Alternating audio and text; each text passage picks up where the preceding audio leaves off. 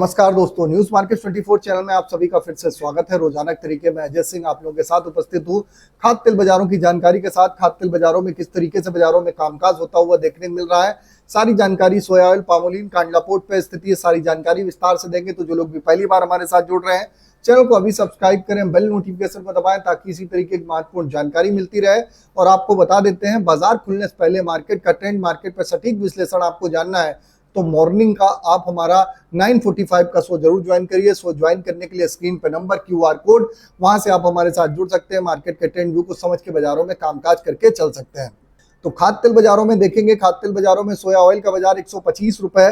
बाजारों में कल अर्जेंटीना में जो एक्सपोर्ट टैक्स को खत्म किया गया है, उसकी वजह से बाजारों में एक घबराहट का माहौल रहा और बाजारों में जबरदस्त गिरावट देखने को मिली। सोया ऑयल का बाजार 127 से 125 रुपए हो गया।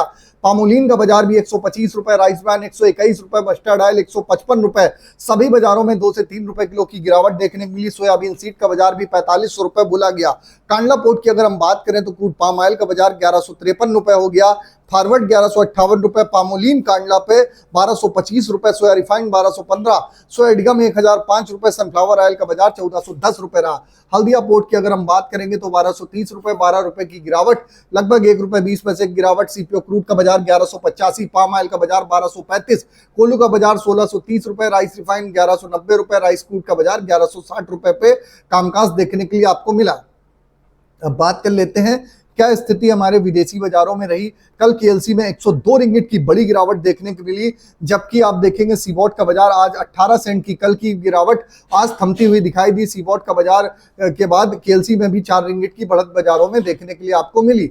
अब अगर देखेंगे, एक दिन पहले जो अर्जेंटीना ने एक्सपोर्ट ड्यूटी फ्री होने की खबर से सीबॉट की गिरावट जो देखी जा रही थी, 24 घंटे में ही जो बाजारों में गिरावट थी वो थमती हुई दिखाई दी। सोया तेल में आज बाजारों में हल्की सी रिकवरी देखी गई। रूस में आप देखेंगे जो पेट्रो प्रोडक्ट है, एक्सपोर्ट पे नई पाबंदी के संकेत से बाजारों में थोड़ा सा सपोर्ट मिलता हुआ दिखाई दिया। अमेरिका में सोया फसल की रेटिंग कमी से सोयाबीन वायदे में तेजी के साथ बाजारों में कामकाज हुआ।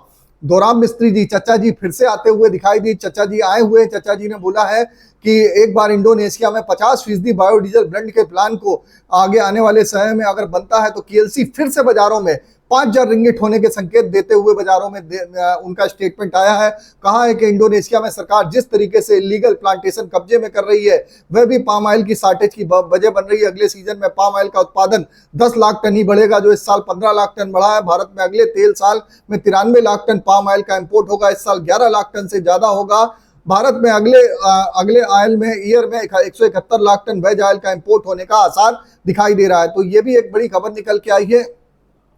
अब देखेंगे कि विदेशी बाजारों में आप देखेंगे केएलसी की हर रोज से उठापटक से भारत की जो वेज ऑयल मार्केट है, थोड़ा सा कंफ्यूजन है। मार्केट पे बाजारों में गिरावट आई है, क्या यहाँ पर खरीदारी करने का उचित समय है आपको भी जानना है तो मॉर्निंग का आप हमारा 9:45 का शो ज्वाइन करिए। 9:45 का शो ज्वाइन करने के लिए स्क्रीन पे नंबर, QR कोड, जिसमें गेहूं बाजार, शुगर बाजार, आटा, मैदा, साथ ही स्पाइसेस, मसाले बाजार की जानकारी, दाल बाजार की जानकारी सारी विस्तार से मिलती है। तो फिर मिलते हैं आप लोगों से, तब तक के लिए नमस्कार, जय हिंद, जय Bharat. Bureau report, news market 24। नमस्कार।